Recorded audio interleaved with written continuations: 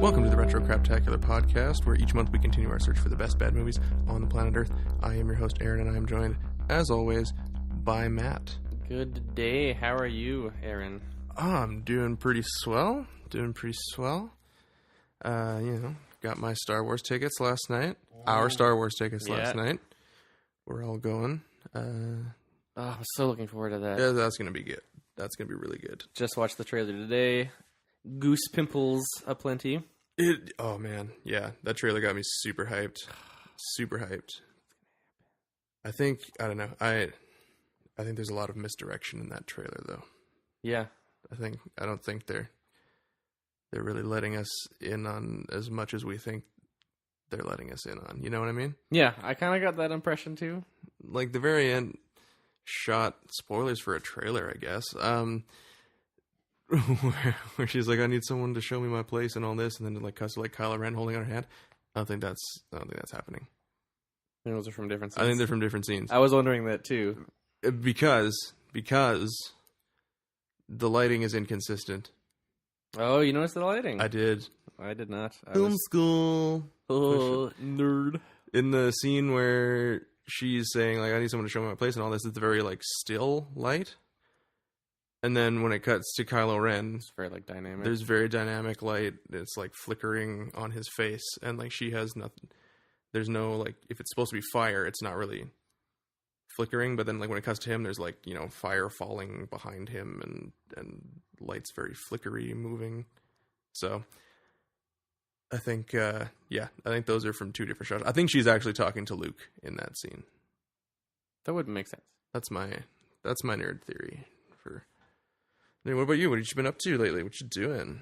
Well, also on Star Wars, been playing a lot of the Star Wars Battlefront beta this weekend, which was extended until tomorrow, and I am really enjoying it. It's good. I discovered that there was a mode yesterday that I'd never played before, which was cool. Oh, the objective mode, the 12 person mode? Yeah, Strike or whatever it's called? Yeah. I still haven't played that one, actually. Oh, it's cool. I started loving Galactic Assault. I've been I played that one a bunch. You get to play it's sequel trilogy era. So you get to play as First Order, Stormtroopers, or Resistance. Sweet. And it takes place at Maz Kanata's castle. Oh, that's right. Yeah. So it's a cool mission. It's super hard. It's kind of like Capture the Flag, basically. Oh, yeah. You have to capture a thing and then bring it back to your ship, and then the other team has to stop you from doing that. So. Yeah, that's the main reason I haven't played that one yet, is because in Galactic Assault you got 39 other teammates that maybe can do something, whereas I'm just running around trying not to die. Yeah, I'm still pretty garbage at online shooters. They're tough. I guess I just don't have enough time in my life to dedicate to being that good. Which ultimately does not make you a loser. I guess. In the long run. In the long run, it's probably good. But yeah, no, I've been having fun with that as well. But the thing I'm looking forward to most in that game is the single player option. Yeah, I'm super excited for that single player campaign. Not even just for the gameplay. I really want to know what the story is like, because they've been working with LucasArts in the game so that the campaign mode story is canon. Yeah, everything, that's their kind of new initiative now, is everything that comes out is going to be considered quote unquote canon to a certain extent. I don't know how they're going to continue that over a long period, because the old stuff was always, it was flipping and flopping about whether or not it actually was canon or not. Yeah, it was kind of canon until George Lucas said it wasn't canon. So they're pushing out a lot of content right now, but it is all to be considered quote unquote canon. So that's cool. I'm looking forward to that. Yeah. I saw the new Blade Runner. Oh, that's right. Which is amazing. I still haven't seen that. But yeah, you and everyone else. That movie, it's not doing very well. Oh, no? At the box office. No, it's kind of getting crushed, which sucks because it's amazing. Yeah, It's a really, really good movie. I've seen it twice already, and I'll probably end up seeing it again. So. Oh, did you see it on Friday with Steve the Bearded? I did. I saw it on Thursday, on my own. I went straight from work and saw it, and then our friend Steve the Bearded invited me to go with him, and so I went and checked that out, and it was pretty good.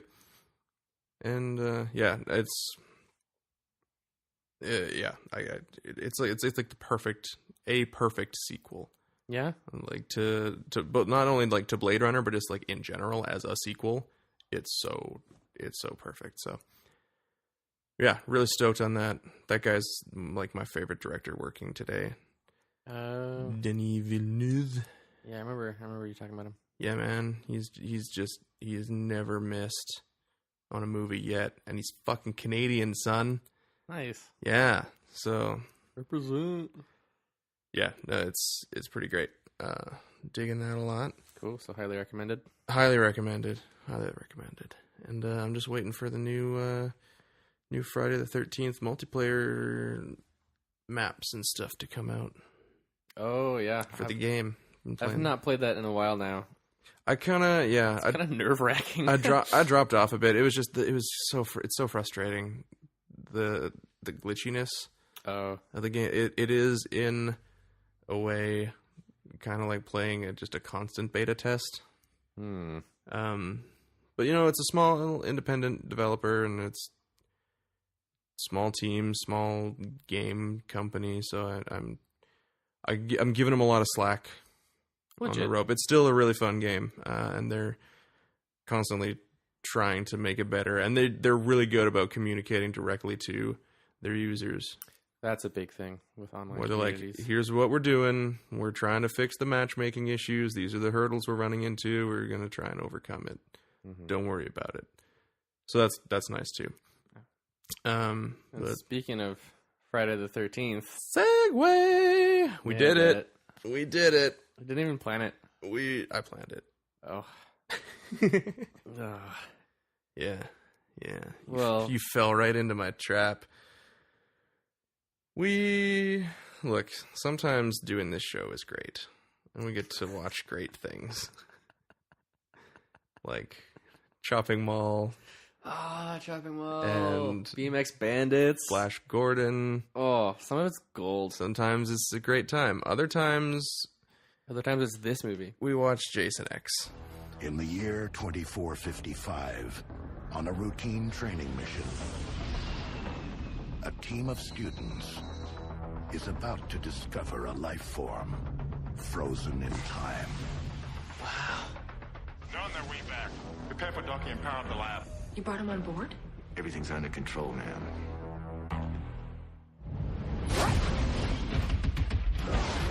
What the hell is going on? Jason Voorhees, that's what's going on. He's an unstoppable killing machine. Guys, it's okay. He just wanted his machete back. How do we get off the ship? I don't know. Look, we're gonna be all right. What? Are you high? Uh-oh. He's here. You have got to get them out of there. Hey, Slappy!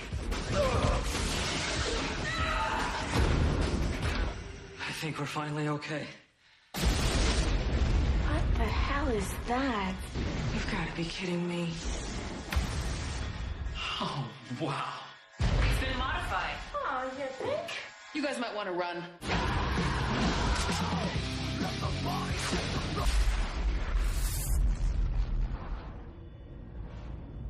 I don't think he's out there. Why don't you just stick your head out and have a peek?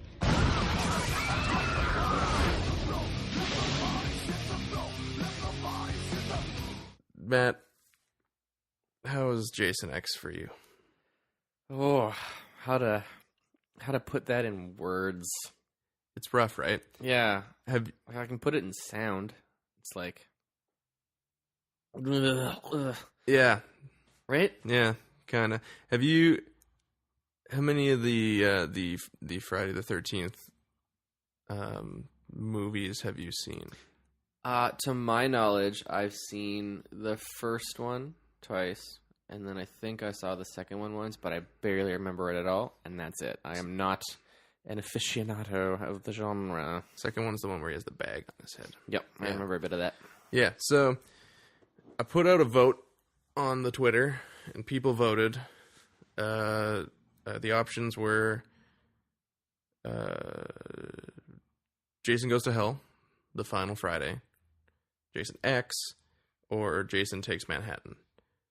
And unsurprisingly, everyone voted for Jason X. Although it wasn't it was closer than I thought. Jason Takes Manhattan was a good. Sounds like it should be a Broadway musical. Yeah, that would actually be a great Broadway musical. It was bringing up a close second, but of course. Oh, sorry, just real quick. That would be a good slasher musical. What? Jason Takes Manhattan. Like instead of what was that crappy slasher musical? With Meatloaf. Stage Fright. Stage Fright, right? Yeah. That has so much more potential. Yeah. Anyway, Someone should do that. I mean, they did Evil Dead the musical, and it worked great. oh, there you go. Yeah. So yeah, of course, everyone picks the one where he goes to space. Which is just amazing. It is, but it's where your franchise goes to die, though. Right? Yeah, to the cold vacuum of space.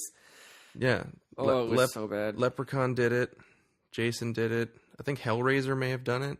I don't know, because they've made like 18 direct-to-video Hellraiser movies. I don't think Chucky has done it, but I've heard that Fast and the Furious is planning on doing it. Wouldn't be surprised at all. Like, quite serious. I heard a podcast with Max Landis where he was just talking about how he was in a meeting once and someone made a joke like, "Oh, what are the Fast and the Furious guys going to go to space?" Someone was like, "Yeah, we're trying to make that happen. Actually, we're talking about it all the time, just trying to figure out how we can make that work." He's like, "Oh, like you're actually no, that's a bad idea. Don't do that." But they're doing it. I actually think that would be a great thing for that franchise because it's already so stupid. Yeah, well, there you go. But we got Jason in space. Jason in space. This is the first Friday the 13th movie that I ever saw.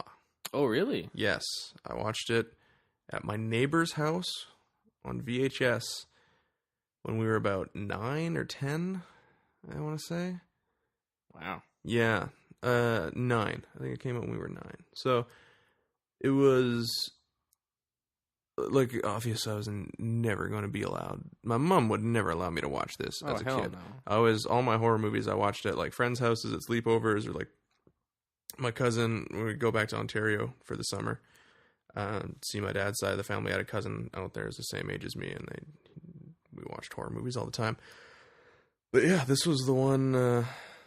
This was my introduction to Jason. Unfortunately, was such a bad introduction. Was this one? It was this one, and then it was the one right before it, Jason Goes to Hell, which is the one where he's not even Jason in it.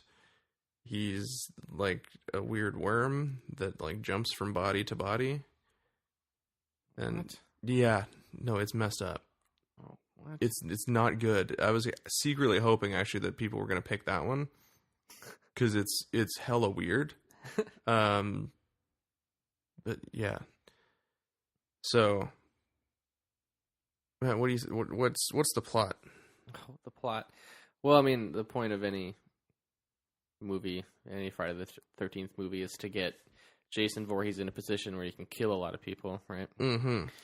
They just chose to do that in space for some reason. So what goes down is it starts with Jason Voorhees. Well, we start with a shot that looks like, I thought, oh, this looks like hell. And then I started to see his kind of tissue. And I said, is this hell or someone's brain? And sure enough, it was both, because it was Jason's brain. It was Jason's brain. Well, the interesting thing about this movie is it comes right after, well, I mean, not right after, probably about 10 years after Jason Goes to Hell, The Final Friday. Which, spoiler alert, that movie ends with Jason going to hell. He gets sent back to hell. Someone stabs him with a magical dagger. Of course. Which like was never a thing in any of the previous movies. Doesn't matter. Stabs him with a magical dagger, sends him to hell, and then the very last shot of the movie was his hockey mask on the ground, and Freddy's glove comes up and grabs the hockey mask and pulls it under the ground, presumably to set up like Freddy versus Jason, which was stuck in development hell for a long time. I'm actually reading a book right now called Slash of the Titans, which just outlines like all like 15 different drafts of that movie. Wow. Until they got to the one that they finally made. And it's like, how hard can it be to make a Freddy vs. Jason movie? Surprisingly. Wow. Surprisingly hard. Yeah. Why? I don't know. I don't know. Because writers try to get too creative with it. There's, so many of the drafts like end in like hell. There's like a boxing ring in hell and they gotta fight. I don't know. Ugh. It's like, how hard can it be to do a good Alien versus Predator movie? Surprisingly hard. Yeah. It's one of those things. No. But it's so this one actually came out before Freddy versus Jason. It came out in 2001. So anyways, so the part 9 ends with him going to hell, and then this one begins with him being captured. Yeah, it looks like the beginning credits are over top of like experiments being done on him. Like they're taking some of his blood from his brain, from his eye, or maybe they were like trying to get his cerebral fluid to study his like reconstructive molecular nonsense. Well, apparently, according to the movie, he has an incredibly small brain. Yeah. So that's a fun fact. But yeah, so what I want to know is how did he get out of hell? And then how did he get to a point where he'd been captured by the government and they've tried like executing him with like lethal injection, firing squad, hanging, electrocution. They didn't try dynamite, which that would have been my probably thing. Probably worked. Yeah, it would have been like Wile E. Coyote the shit out of that dude, strapped into a rocket in like a quarry, like a whole bunch of dynamite around him. Yep. And then just press on the thing. That probably would have done it. They probably would have done it because he was dead in the one scene in the movie. Anyways, we'll get there. But it starts. So I want to see the movie. I want to see is the one that takes place in between, where he somehow escapes hell. Do that movie where he escapes hell and then it ends with him getting captured. Just because I'm a stickler for continuity. Yeah, well, that's fair. It's got to make sense, man. But also, this is Friday the 13th. I'm sure there was a comic book or something that explained it, but I'm not going to read. You expect me to read that stuff? I don't know. You didn't go to school for reading. I was elected to lead, not to read. Yeah, so whatever. He's there, and then David Cronenberg is there. For some reason. Famous Canadian filmmaker David Cronenberg shows up and is like, we're going to study him and you can't freeze him. Oh yeah, they're going to freeze him. Yeah, they decided that because they can't kill him, cryogenically freeze him. They're just going to freeze him to contain him indefinitely. Yeah. He's too dangerous. So that one day him and Walt Disney can team up.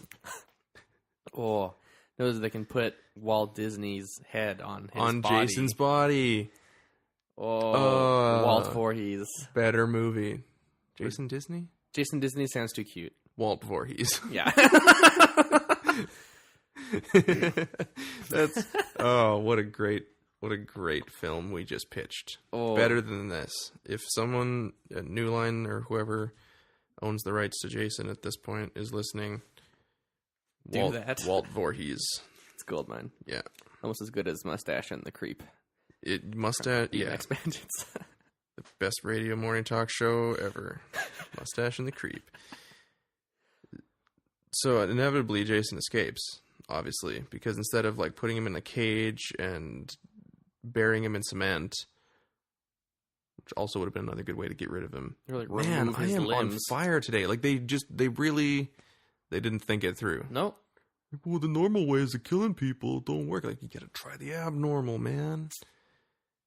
Like when they sealed that vampire. Did you watch True Blood ever?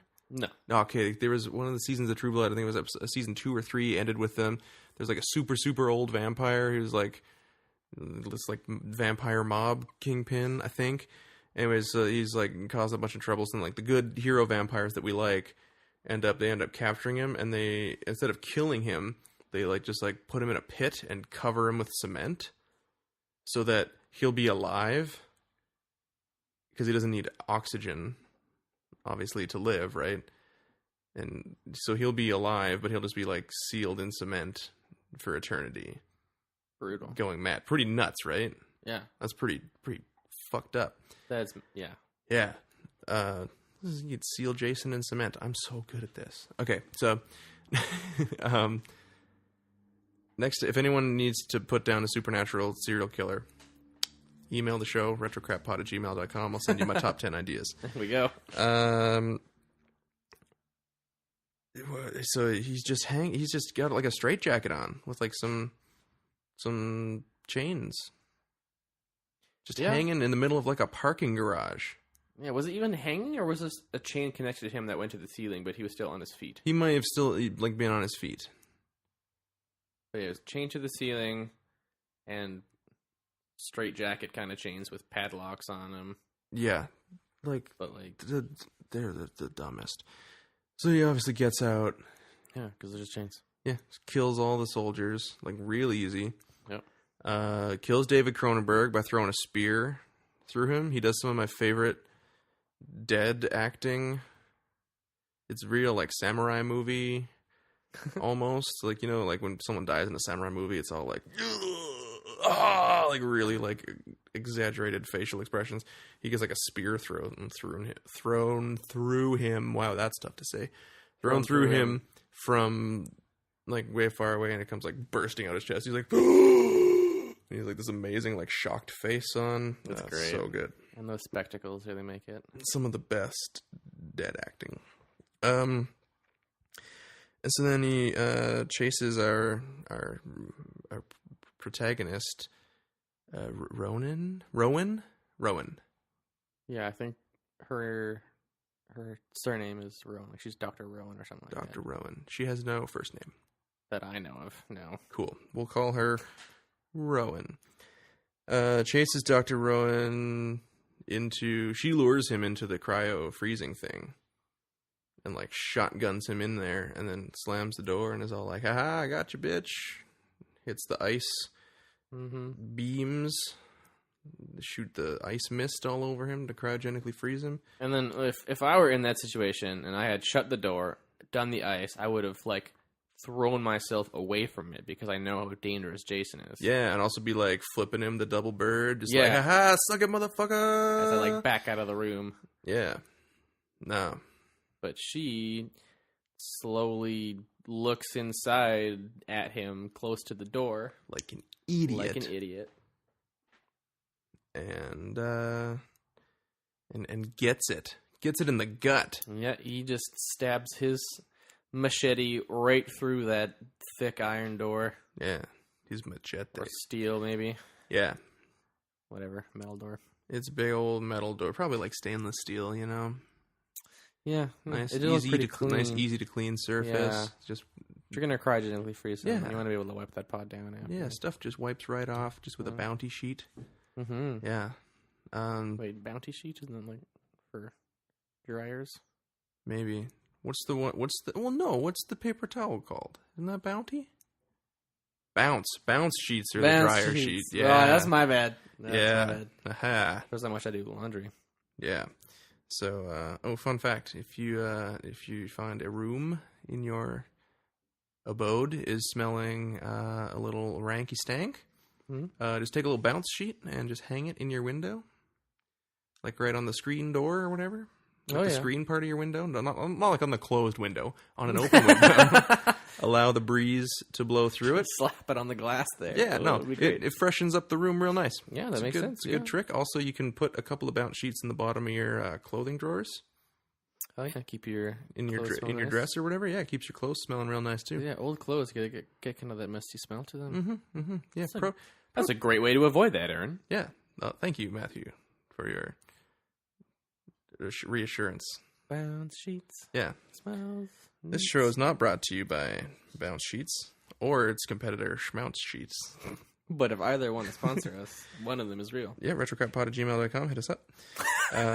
That's just some pro tips for our listeners there. How to kind of keep your clothes in your room not smelling like a rank pit of stank. No one likes the rank stank. No, you want to keep it fresh for other people's sake as well as yours. Don't smell like a big stanky fart walking around.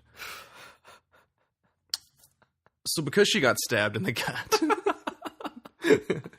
Yes. Through the stainless steel door that's incredibly easy to clean with Bounty sheets. Because of that, there was a cryogenic leak. Yeah. And ice started coming through the door. She got sprayed with the ice mist. And in the event of a cryogenic leak, lockdown goes into effect. Obviously. So she couldn't get you out. gotta lock it down. Oh, obvi. And then she gets frozen for 400 years. Oh, 450? 55. Oh, 455. Yes. My bad. 2455. What I want to know, all right,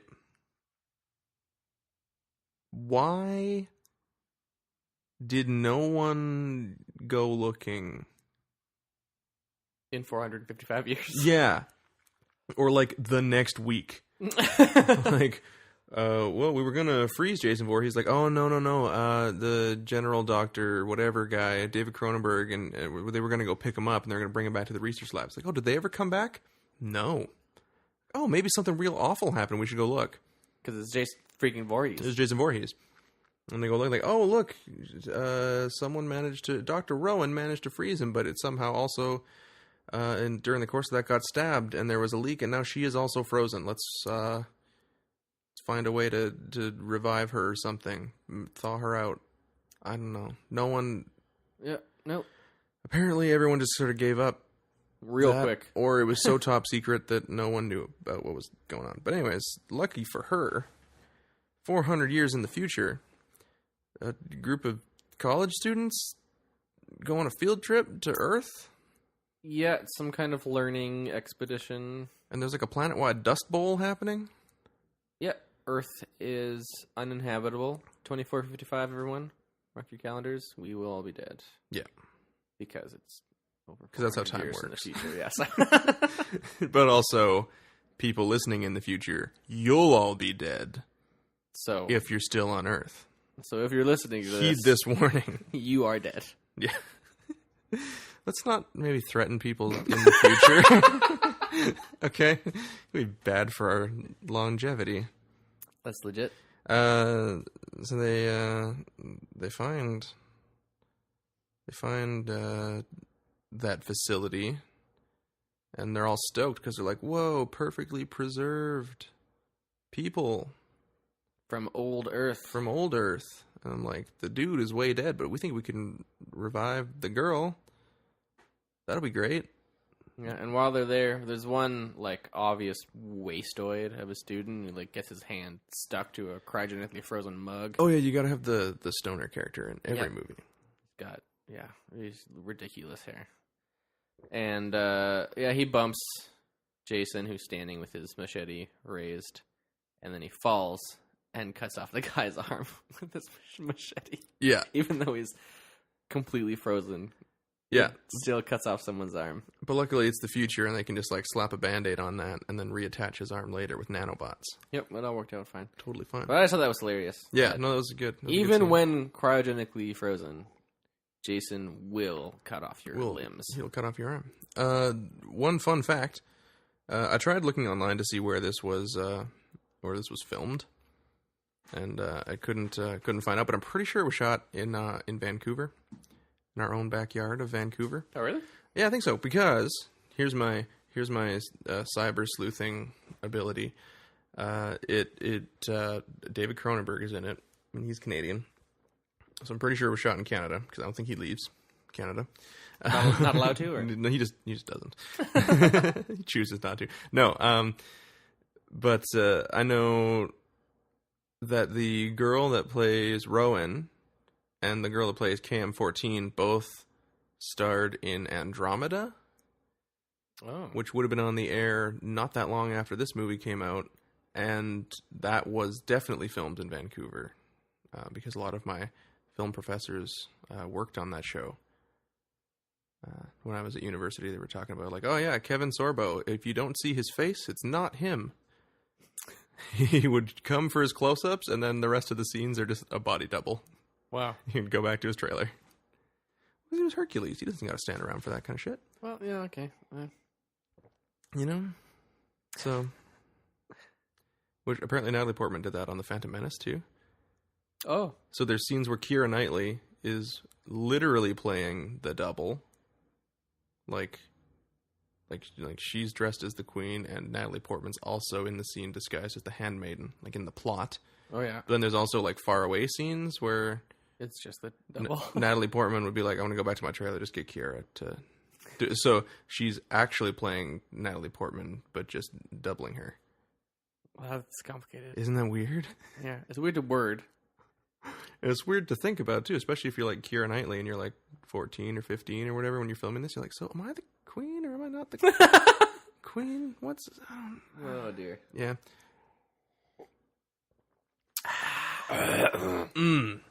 Got So they bring Jason back to the ship. Jason. Jason. And, well, you know, it was filmed in Canada, so we gotta do Official Languages Act. Once we're done this episode, we got to do it again in French. Yeah. Ooh, okay. Oh, yeah. I wrote down so that they open up the freezer. Sorry, we'll just back up a sec before they bring the ship. Yeah. Open up the freezer and like, whoa, what's that on his face? And then he's like, oh, it's a hockey mask. Like a hockey what? And then the android lady KM is like, facial armor for a sport outlawed in 2024. So look out, hockey fans. That's coming up. Yeah, mark your calendars again. Mark your calendars. No more hockey. It's against the law.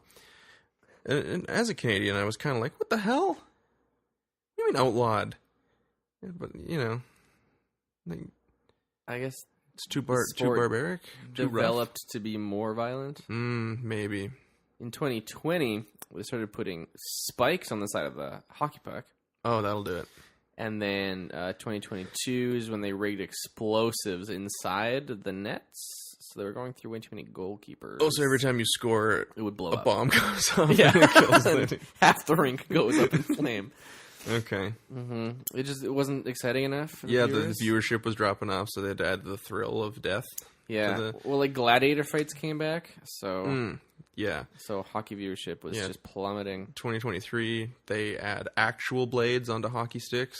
Yeah. So that when there's a fight, and brass knuckles are allowed. On hockey sticks? Oh, okay. Well, so just, you know, after you throw down the gauntlet. You slash a dude across the back of the legs, right? And then he can't walk. And then he can't walk, so then his teammate comes over and cross-checks you and throws down the gloves, and you're a gentleman of hockey, so you also throw down the gloves, but you've both got brass knuckles on, and you proceed to just, like, break each other's cheekbones furiously, pound each other's faces into a pulp until the ice is just totally covered. Like, they didn't finish an entire hockey game for the entire 2023 season, so in 2024, they're like, maybe this sport's just getting a little out of hand.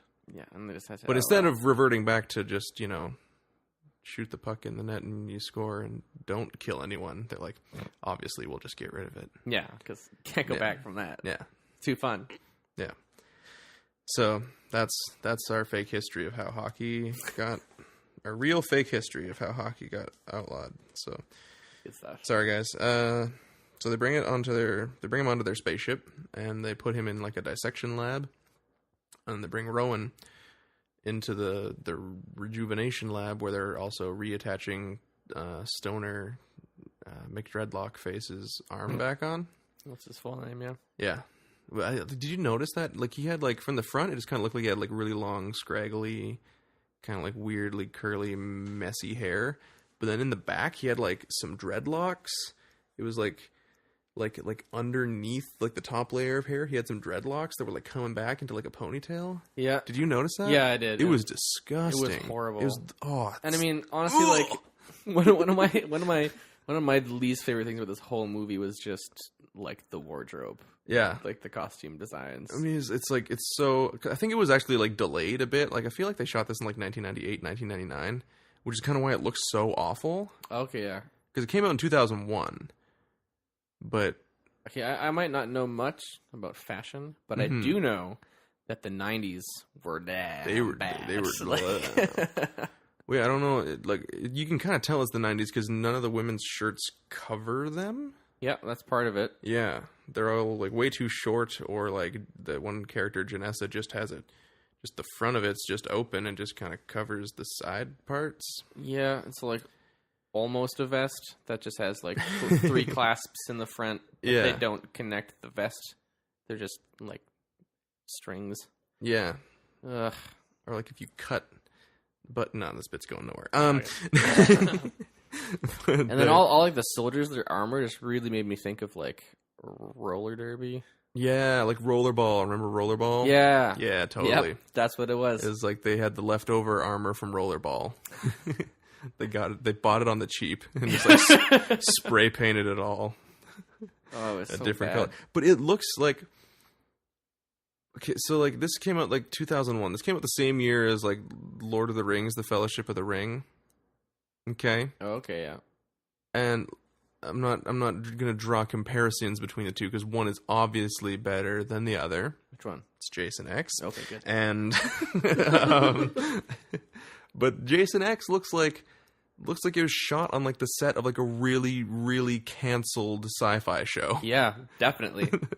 Like, and like not even like the sets look bad, but just also like the way it's shot and like the special effects and everything. It just looks like a really, really garbage sci-fi channel show that they let run for like 3 episodes and they're like, nope. Yeah, that's what it looks Can't. like. Like Firefly, the series, looks better than this movie. Oh, yeah. And that show was shot for like no money. And somehow they had even more no money on Jason X. Yeah, somehow. It's awful. Like, not even just in the way it's cut, but the script is just such bad pacing. It's so bad, and like everything's so bright. Like colorful, right? Like it's all like everything's like shiny silver and then just like blue and red and yellow. And all the ridiculous outfits. Mm-hmm. And like the one when the doctor's like looking into when she's dissecting him and then she's like looking into the microscope, the light that's like reflecting onto her eyes is like rainbow. Did you notice that? No, I didn't. It's like, yeah, it was like just like a rainbow, like when you, what's that? The prism effect, you know, when you water, light shines through water and you get the kind of like weird shimmery rainbow like effect. A rainbow? Like a rainbow? Yeah. Oh, you're trying to say? It was kind of like that. Kind of, but it was more like, or like oil. When you see like oil shining on, that's what it looks like. Okay, yeah, that's yeah, what yeah. it looks like to me. Not like an actual rainbow. But it looked, yeah, it was like that kind of same color. But it was just like, why? Why didn't I just have like one color or just like a light? It was like, no, let's make it rainbow. And it's like, How psychedelic can we make this one light? yeah, and everything about it was like just so weirdly lit with like weird colorful lights and like practical lights on the set. They're just like, this light is orange for no reason. And this one's green. And just, yeah, it looks so unbelievably cheap. Yeah. So unbelievably cheap. And I imagine that the budget was like pretty low. So they had to kind of do it on like a TV show budget. And I wouldn't be surprised if there was like TV show crews working on making it. That would explain a lot. Yeah. I mean, like, if it is shot in Vancouver, probably a lot of the same people that worked on Andromeda were working on this. Was Andromeda this bad? I never watched it. I mean, Andromeda's not great. Like, it's a fine show. But, like, production budget-wise, no. Okay, It's, like, you know, late 90s, early 2000s, cheap sci-fi show. I watched it as a kid. Like, I never watched it, like, from start to finish. I just kind of, like, Andromeda would be on, and me and my dad would watch it. Oh, okay. And they'd be like, that was fun and exciting. I don't know what's happening. Like, Rowan in the show, she plays Andromeda, which is, like, their ship. But she's, like, a hologram version of the personality of their ship, and it's weird. Okay. Mm-hmm. I'll buy it. So anyways, they revive Rowan, and she's fine. And everyone is like, job well done, time to bone. And they go off like to bone. was it like? Oh, yeah, there is so much sexual tension on this So much sexual craft. tension. I think a little bit of cabin fever. If you're in space for a long time with the same people over and over again. But how long had it been? They were on a field trip. I don't know, man. And it sounded like it wasn't going to take them that long to get back to New Earth. No. Earth 2. Earth 2, my bad. That's what they called it. I wrote that down because DC Comics needs to sue them. Because that's... Going to send an email off to DC and be like, hey, got a lawsuit for you. Yeah, sue New Line. There you go. They ripped off Earth 2. So... Or maybe it's the same universe. Oh my gosh. That'd be good. Yeah. It? Because I want to see DC heroes fighting Jason Voorhees. Batman Beyond versus Uber Jason. Yeah. Yeah. Yeah. Oh, man, I want to see that happen. We're pitching so many good movies today. Oh, this is just... It's a good thing we're recording it for posterity. This is the best. Okay. So everyone goes off to bone. Yep. Kind of. Because really one of the couples is just the robot and her programmer guy.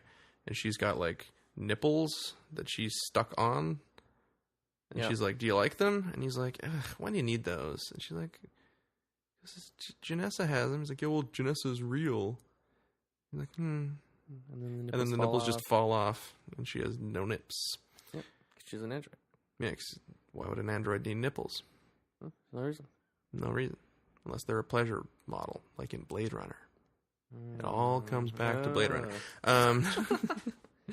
This could take place in the Blade Runner universe, actually. If you really think it, because Blade Runner takes place in 2019, and already Earth's kind of a shithole. So get ready for that.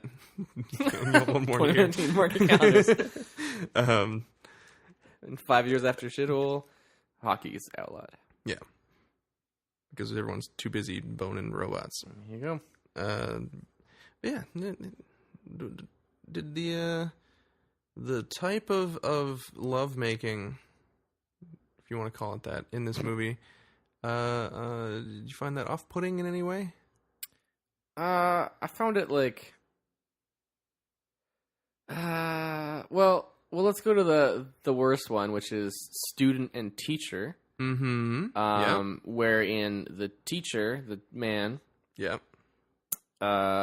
it looks like he's wearing female lingerie or some kind of slip. Definitely is wearing like a so and it's very sheer.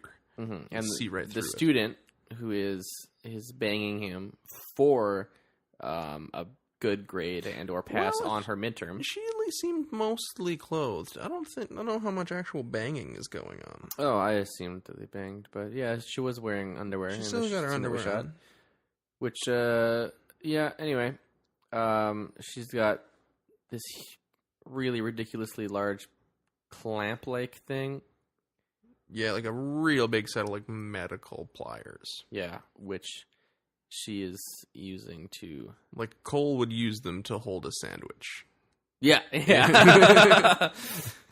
And in this case, they're not holding... Scrubs joke. Yeah, they're not holding a sandwich. In this one, she's got it clamped down on his nip. Yeah, he's just loving it. Just tweaking it. Yeah, and that's intercut with scenes of Jason's face being cut and ooze coming out of his ears as the doctor takes his mask off. And I couldn't decide which scene I thought was more disgusting. I'm going to say ooze. Yeah? It's more, yeah, although, I mean, as a concept, the weird nipple tweaking, it's just not for me. Okay? Yeah, that's fair. If you're... Like, we can have a larger discussion about nipple play, but maybe when we stop recording. Yeah, that'll be a Patreon exclusive. Stay tuned for our nipple play episode. You want to sponsor the show for $5 a month? We'll get you that. The nipple tweaking episode. That's so worth it, guys.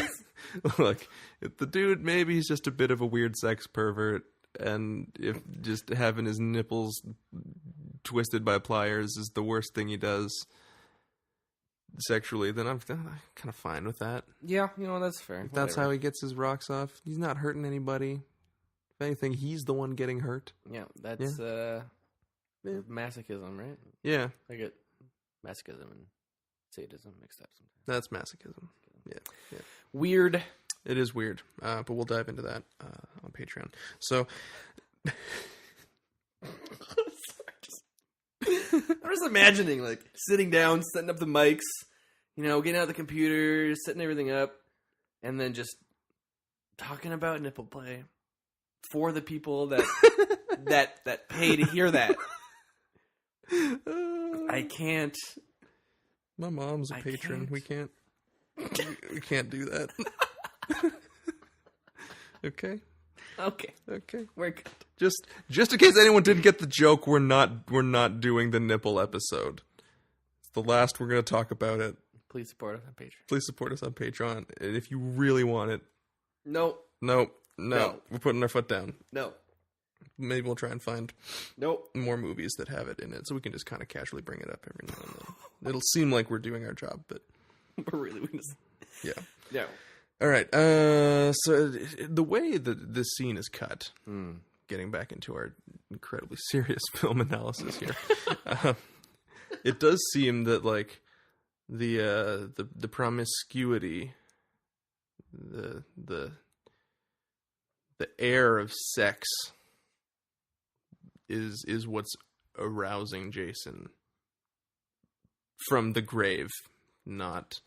Yeah, because, like, according to their medical scans, he was dead. He's dead.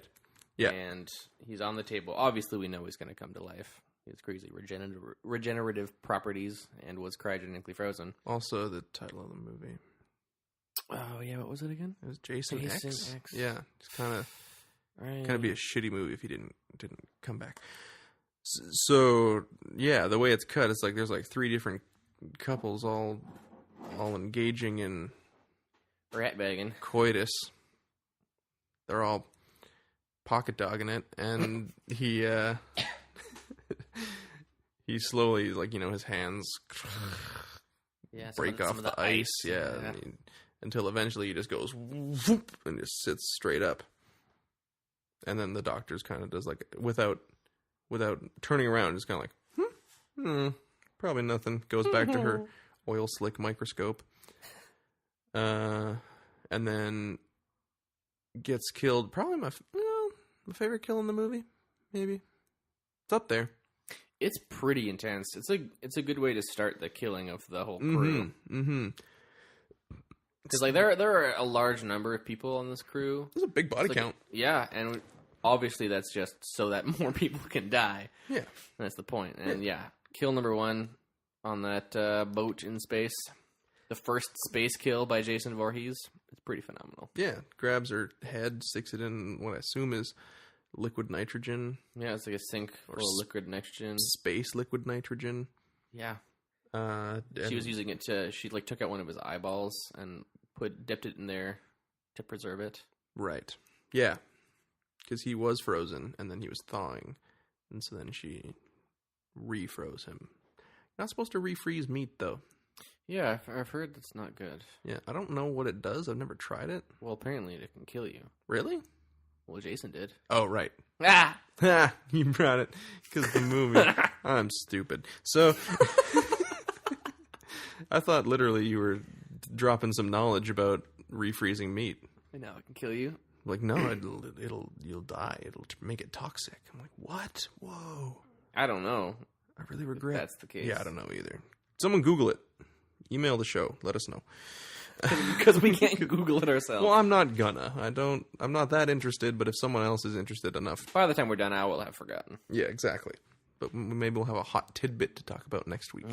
Yes, that'd be great. Or next month, whenever we do this. So his head, she freezes her head, and then smashes it on the counter. Yeah. It turns her head into like a giant ice cube and just busts it open, and it's like a giant like strawberry slushy. Yeah, it gets dumped, and made me thirsty and hungry at the same time. I know. It had like the Super Size Me effect. Yeah, where you're just watching him eat McDonald's all the time. You're like, damn, that looks good. And he's like, I'm having trouble breathing, and I might be having like heart palpitations. You're like, yeah, but a fucking quarter pounder right now, so tight. Yep. I wouldn't be surprised if it was strawberry slushy. Actually, it's cheap. It'd be super cheap. Yeah, so he escapes, and then they call in the grunts, which I guess are the Marines that they have on board. They got a bunch of soldiers. Yep. And they call them grunts, and they go off to... This is where the majority of the death starts to happen. Yeah. Like, most of the main characters don't die until, like, the end of Act 2, beginning of Act 3 kind of part of the movie. But most of the middle part is just the soldiers getting whacked one by one. Yeah. Dude. And, like, they don't die when they're not alone. Mm-hmm. And then more people die, and the soldier leader guy, sergeant, is like, people are dying. Let's split up some more. Yeah, good call. Smart. Super smart. Did you know when they're like armoring up, loading up, getting all their guns ready, he comes in, he's like, "You got the BFG? You're with me." Did you notice that? I remember him saying stuff. Okay. The letters didn't. Oh, okay. Did you ever play the Doom, the original Doom, or any of the Dooms actually? Oh, it's been a long time since I did. The BFG, which stands for like big fucking gun. Oh, I think they added like an in-universe meaning, like, you know, bio formatting gun, whatever, right? Some stupid science jargon. But it means big fucking gun. And so I was like, is that like a Doom joke? Did this like make a Doom joke? Because it's always when you get the BFG and Doom, you're like, oh shit, yeah. You got the big fucking gun. Yeah. I definitely thought of Big Friendly Giant. Roald Dahl. Yeah, I think they were making a Roald Dahl reference. Probably. In the space horror movie. Yeah. More likely that they were making a Roald Dahl reference than a Doom reference. Than a reference Doom is a to bit the, of a stretch. the space horror game. Yeah, that's silly me. Because it's a giant gun, right? And it's also big. Yeah. And it's the giant brightly colored and friendly. Yeah, no, you're right. It's Big Friendly Giant. It's the Roald Dahl reference. Yeah, obviously. Good. So this actually has a couple of good kills in it too. I like the one where the guy falls onto the drill, the big old drill bit that he was sharpening at the beginning of the movie. Yeah. And then slowly does the spiral. Yeah, it spins all the way around. Spins all around. That's pretty nasty. And on top of good kills, this movie, while most of the writing is very terrible, there are a few lines that I couldn't help but just laugh out loud. Oh yeah. Like when two of the soldiers find this guy who's fallen on this spiral, right? Yeah. It's like, we found him. He's screwed. Yeah. What happened to him? He's screwed. That's great. Like, come on, your compadre just died. Why'd you have to make a pun about it? But no, but the best one though is when the sergeant gets like grabbed from behind and like stabbed through. Like there's like a wall. Jason like busts through the wall and grabs him and like stabs him with like a spike. And he's like, "It's gonna take more than a poke in the ribs to put this old bastard down." And then Jason stabs him again. He's like, "Yep, that ought to do it." Which is tremendous. That was my tremendously good. favorite. Just so ridiculous. Yeah. And it was so funny. Yeah, that was oh my god. That's some quality writing. If anything, that's the mark of a writer that knows exactly what movie he's writing. Yeah. And it's like, yeah, this doesn't need to be good. Here we go. Not taking it too seriously. Yep, that'll do it. But then he doesn't even die. He comes back. They find him, and he's like still kind of alive. And then they put him in the nanobot thing, and he's like, "I'm good to go." Yeah, it does work out. Yeah. And then they upgrade the robot. So like all the grunts are dead, and they're like, "Crap, what are we gonna do?" The professor gets murdered because they just leave him. Yeah, Jason busts into the room that they're like holed up in, and they're like, "Bail!" They're like, "Everyone get out now!" And then they run away, and then he just like stays in there. Yeah, he's like cowering against the console instead of running, and then he tries to like reason with him. Yeah, well, I think like the whole thing, like there was a bit at the beginning where they're talking about like, oh, he's worth money or something like that. Like you can get him back to Earth, and like collectors or something would pay a lot for him. Yeah, assuming you can freeze him again. Yeah. So he's like all set on making money, and then he gets Jason like maybe for like a museum because presumably he was dead. Mm-hmm. Someone's like, oh yeah, people would pay a lot of money for the body of this mass murderer. Yeah, sure. from Old Okay. Earth. Okay, sure. I guess it's like if you could go to a museum and see Charles Manson. Yeah, but I wouldn't. I mean, I wouldn't either, but there's weirdos that would. Yeah, it's true. I don't know, like whatever. This movie already has crazy nipple play in it, so Yeah. people are into weird stuff. It just happens. Disclaimer: if you're into nipple play, we don't necessarily think you're weird. No. We just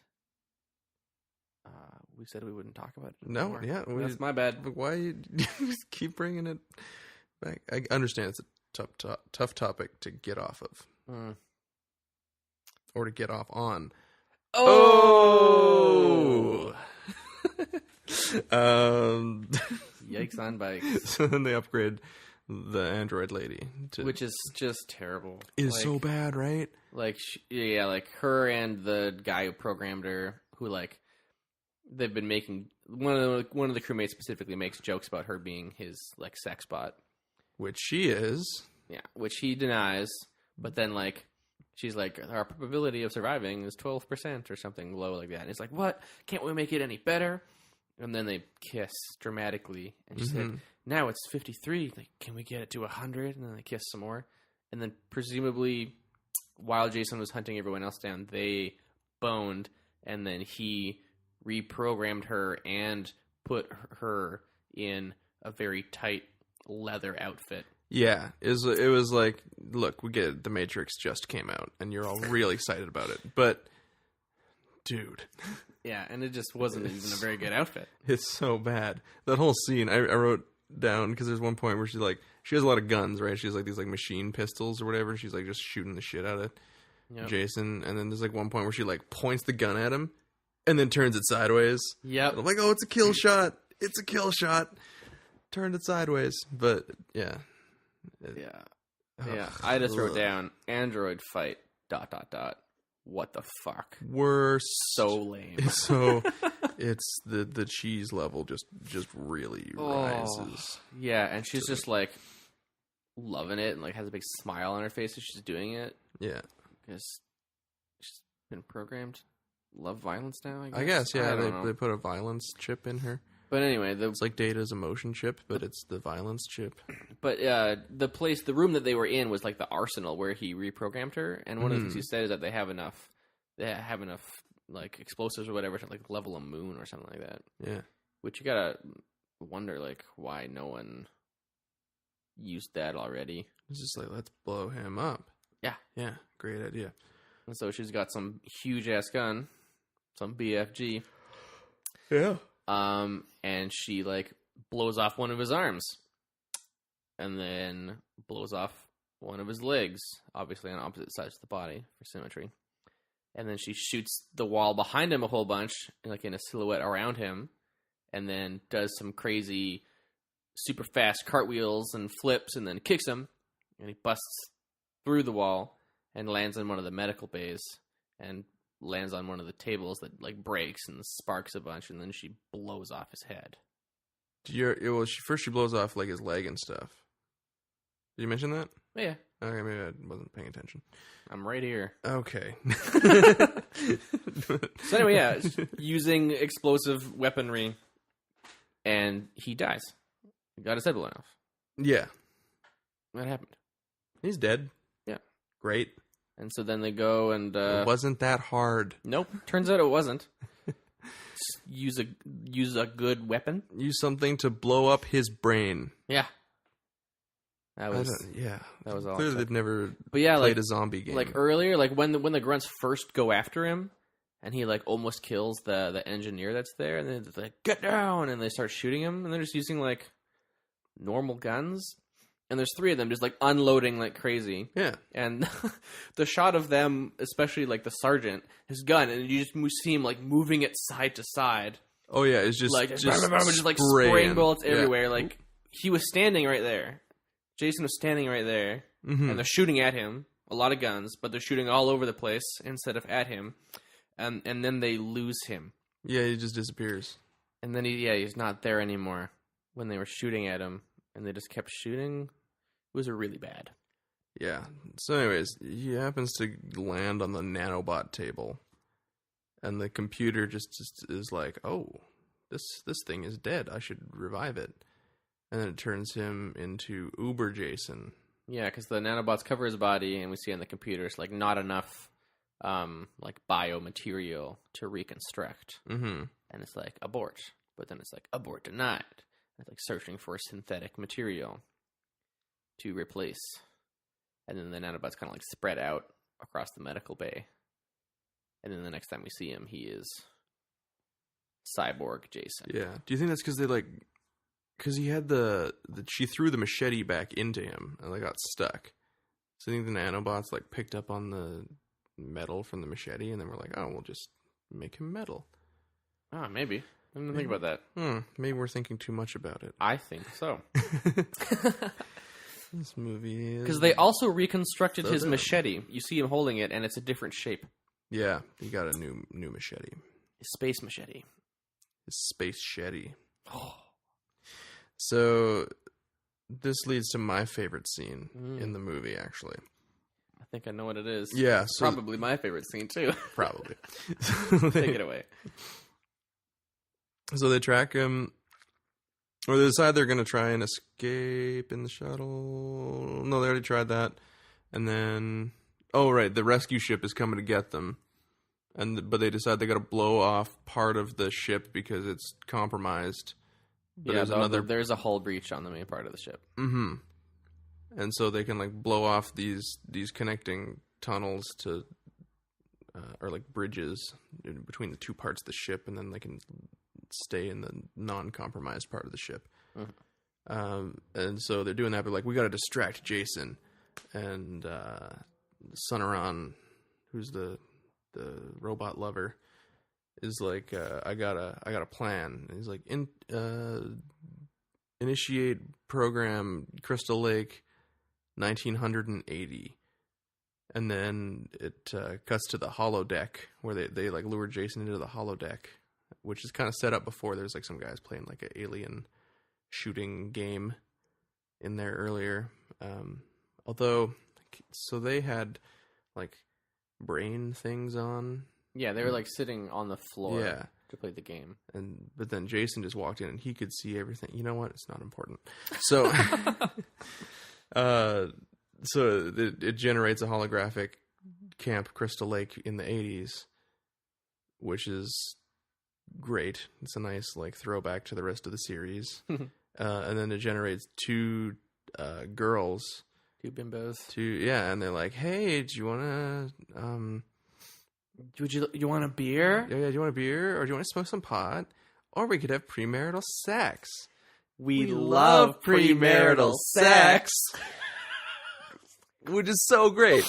And then they like both like take off their shirts and get in sleeping bags and stuff. But it's like so awesome that like that's in the program somehow. Because it's like, you know, those are the things that like the rules of the Friday the 13th movies and horror movies in general. It's like if you drink and do drugs or have sex or any combination of all three of those, you will die. Yep.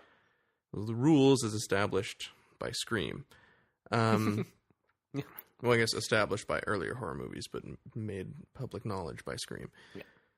So then, like, cuts back to them, and they're like, I think he's buying it, and they're, like, doing their space shit, trying to get a door open. They don't have power or something. Whatever. Sci-fi jargon. And it cuts back to Jason, and he's just, like, got one of the girls in the sleeping bag, and he's just, like, beating the other girl. Who's also just in a sleeping bag. Who's also in her sleeping bag, which is so good. But it's, like, it's an awesome homage to, I think it's part 7 where he like pulls a girl out of the tent in her sleeping bag and just like bashes her against a tree and drops her down and she's dead. This is like the turned up to 11 version of that, where it's like on the goofy scale, where just like repeatedly just like smashing this girl into this other girl in their sleeping bags and like beats her against a tree a couple times and like throws her down. It was so ridiculous. It was so good. Oh my gosh. It's hilarious. No, it's... Can't even take it. It's easily the best scene in the movie. If you're gonna watch this movie, like, it's worth it just for that scene. It's so funny. It's pretty amazing, yeah. You could probably just find it on YouTube. Well, that might be more worth it, actually. Yeah, better use of your time. Watch it and then get on with your day. So from then on, what happens? That's basically it, right? They then blow off the ship, part of the ship. Yeah, in order to get power back on, Sergeant, who like almost died, had to get on a spacesuit and like go outside, and that's why it was all taking some time and reroute some power. And he reroutes power, and then the door opens, and Rowan and the cyborg lover, and the head of the cyborg, because she got her head punched off when she tried to take out Uber Jason, which was kind of a funny scene where she like does that crazy flip and go over and kick him in the head again, and it's like, oh, you guys better run, and then he punches her head off. Yeah, it was great. So they get on the ship, but they're like waiting for Sergeant to get back, but then Uber Jason shows up at the end of the walkway before he does. Yeah, but then but Sergeant gets in the room and he closes the door, and then it blows up as they fly away. But then Android Lover is looking out the window. He's like, he's coming this way! And out of the explosion, Uber Jason is flying straight for the shuttle window. Yeah. And then is suddenly intercepted from the side by Sergeant, who's also got his spacesuit on still. Yeah. But got over there somehow, and then also managed to sideline. Yeah, and not die in a huge explosion. They just... Yeah, and it's fine. It's fine. Yep, he comes out of nowhere, sidelines Jason, and takes him into the atmosphere of what I assume was Earth 2. Earth 2, Son of Earth. And he just literally rides him on his back into the atmosphere. Mm-hmm. And they and there's a couple burn up. Yeah, and there's a couple at a campsite. And you kind of see like what looks like a shooting star, which is, you know, it's them, right? And then the guy is like, "Hey, shooting star, make a wish." And then they smooch. And that's the stupid end of the stupid movie. Well, then she's like, "Oh, it landed in the lake," and he's like, "Let's go check it out." Even though it was really far on the horizon. Yeah, it was like really far away. Yeah, like no, it wasn't. It was across the world, really. Yeah, but no, it landed in the lake. Over there. Yeah. Let's go check it out. And then we have an underwater shot with the Uber mask falling to the bottom of the water. Yeah. And you gotta wait till the sequel to find out what happens. Oh wait, they never made a sequel, thank God. Oh yeah. Ugh. Oh. Although apparently this movie like has like its own line of like books and stuff, like following it up that like follow this plot line. Really? There's this one? Yeah, this one. There's like a whole like subgroup of like additional media, like comics and like novels and things, where it's like aping off Jason X. I don't know. Why? Because the next movie that they did was Freddy vs. Jason. Which, like, took place in our time and had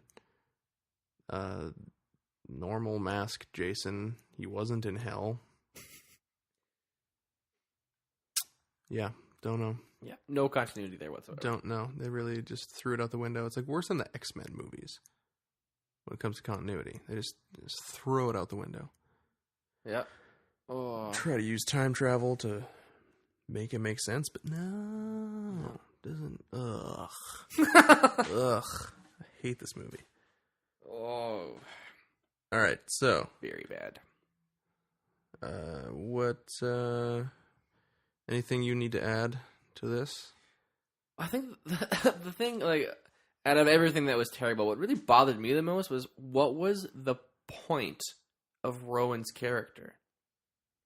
Like we have this scientist from Jason's time who happens to get frozen with him and happens to get revived 455 years later.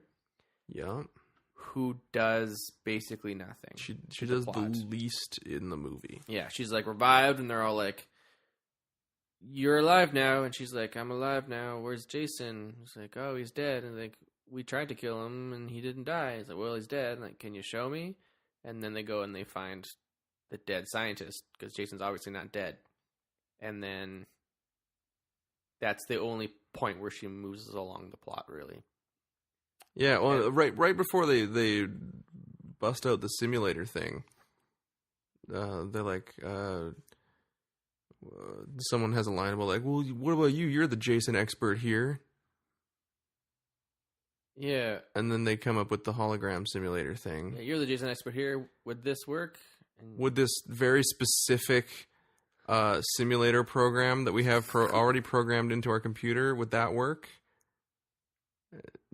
Yeah, I don't know. but You're right. She again, does nothing. It wasn't even her idea. Mhm. And even if she didn't think it was going to work, they were going to try it. Yeah. And No, yeah, just yeah. like Nothing. what at all was the point of her character? Like she survives to the end, but we don't care. No. Like, which is too bad, really, because at the beginning, right, where she's all like, "No, we need to freeze him. Like, don't be stupid. Don't take him to be studied." Right, and she's like, she's the right one. She's the smart one, and then she's the one who manages to freeze him. But then she pays for it, And it's kind of like, oh, cool, setting up a decent character, no payoff whatsoever. Yeah, it's true. Like if she had not been revived, the movie would not be different in any way. Nope. Yeah, Not even a little bit. that's a good point. Wow, didn't even think about that. No, that was just. It was like halfway through the movie, I was like, "Why is she here? Is she supposed to be like our link to the movie because she's from our time? Because let's face it, we're still in the 90s. This movie is in our past." Yeah. Yeah. Yeah. That was dumb. So yeah, this movie sucks. Okay. Rotten Tomatoes. What do you think it got? Rotten Tomatoes. I'm hoping for like a 28. A 28. Not too far off. It got 19. 19. Oh, cool. 19, yeah. I didn't think it would end up going that low, but I'm happy it did. Yeah, so that's the critic score. The audience gave it a 24%. Oh, yeah. So they like it slightly more. But I don't know only that slightly. Google used 71% of Google users like this film. 71% of Google users have no taste. Well, let's not listen to Google. No, don't let Google tell you what to do. Yeah, what's your rating? What are you giving it? It's just one big pile of That is one big pile of shit. No way. It is.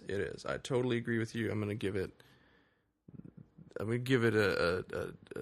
film specific twist on our classic rating system.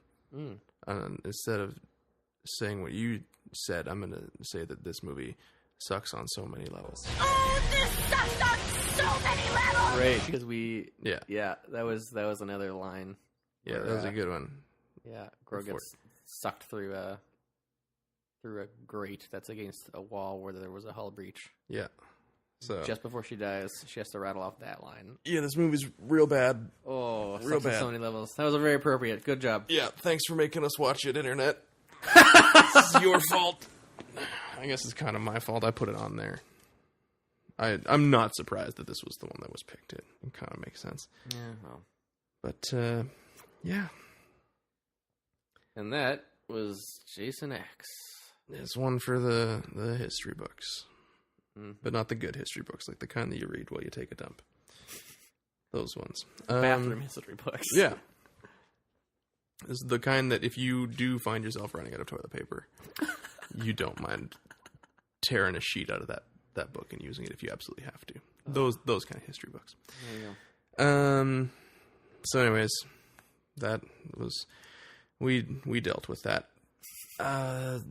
If you like the show, you can follow us on Twitter, or you can email us at retrocrappod, retrocrappod@gmail.com, patreon.com/retrocrappod if you want to support the show and listen to that nipple tweaking episode that we're going to put up there. No.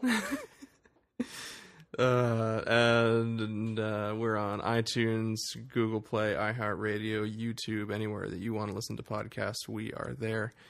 If you are on iTunes or Google Play or any of those things, it really helps us out if you give the show a rating, a little star rating, write a little mini review. You could write, this is a great show. I loved it. 1 star.